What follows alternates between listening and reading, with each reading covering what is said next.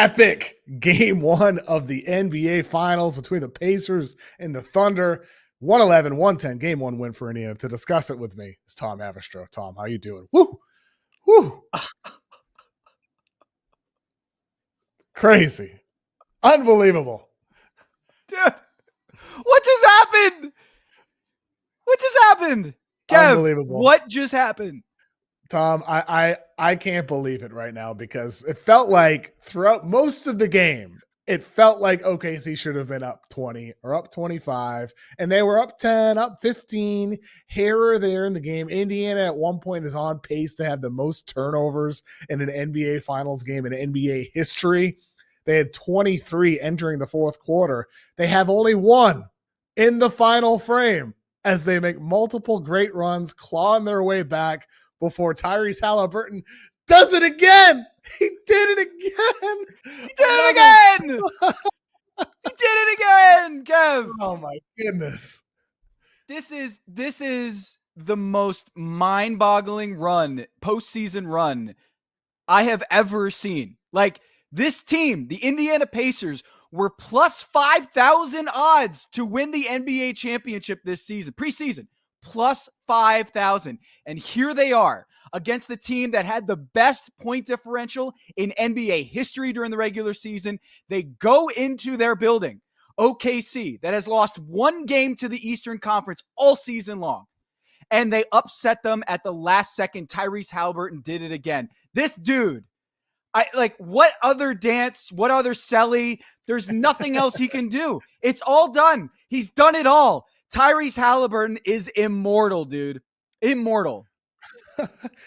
It feels like Indiana continues to be a team of destiny, right? I mean, like, there's just no other way to put it. This team just continues to have games like this. They're down 15 in the second half to, as you said, one of the greatest regular season teams we've seen, a team that has been dominant throughout their entire postseason run.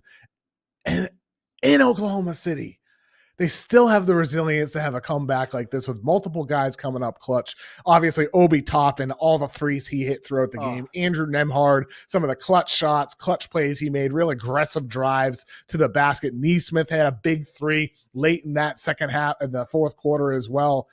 In OKC, just kind of collapsed. I mean, like, is there anything you'd pin it on? Like, how do they give this up? How do you give this lead up? Or is this just more Indiana just doing what they've been doing, and as we've been talking about this whole postseason, Tom?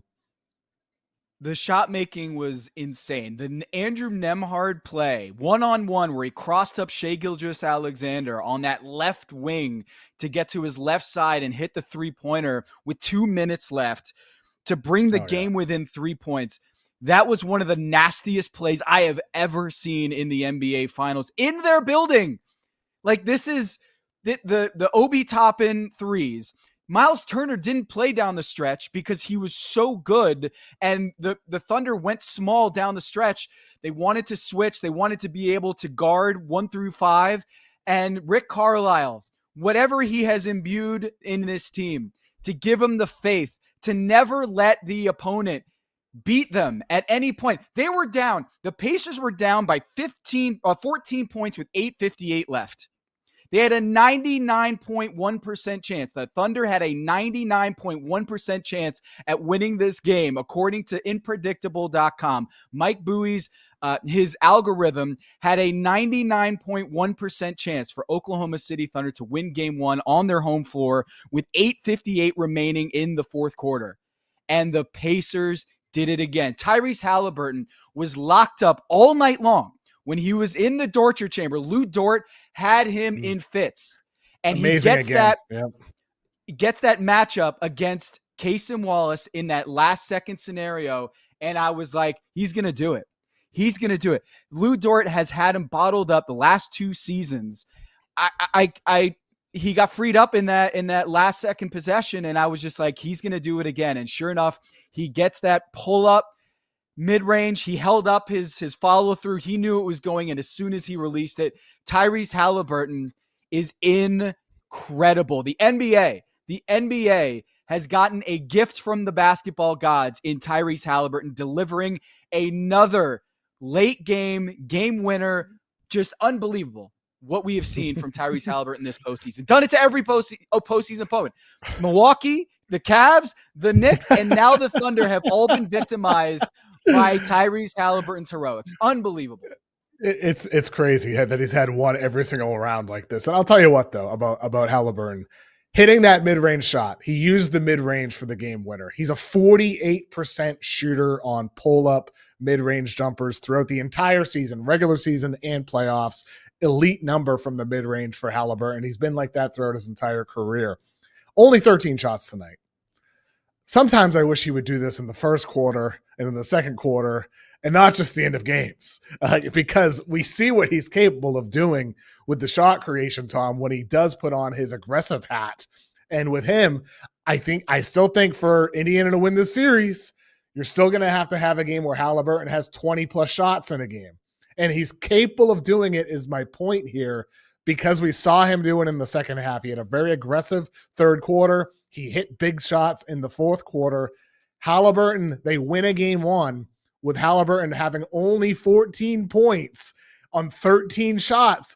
Haliburton was not at his best in this game, and yet Indiana did exactly what they had to do. They went on the road, they split a game one, and somehow they split a game one despite having 24 turnovers in the game. 24 turnovers in the game, and this is where OKC really lost the game. 24 turnovers. They scored only 11 points off of those turnovers. Only 11 points. That's where the game should have been a blowout for Oklahoma City. They should have been up 25 at certain points in the first half, for that matter. Never mind in the third quarter. But they weren't taking advantage of the opportunities that the Pacers were feeding them when they were sloppy over the course of the whole game. I'm kicking myself if I'm Oklahoma City. I'm pissed off tonight if I'm a Thunder fan, because it's like, how do we not win this game? How? You think you're going to be pissed off if you're an OKC team? I don't think I'm sleeping tonight. Yeah, no, you shouldn't sleep until game two. Like, that's how upsetting this has to be, how devastating this has to be, that they had 14 steals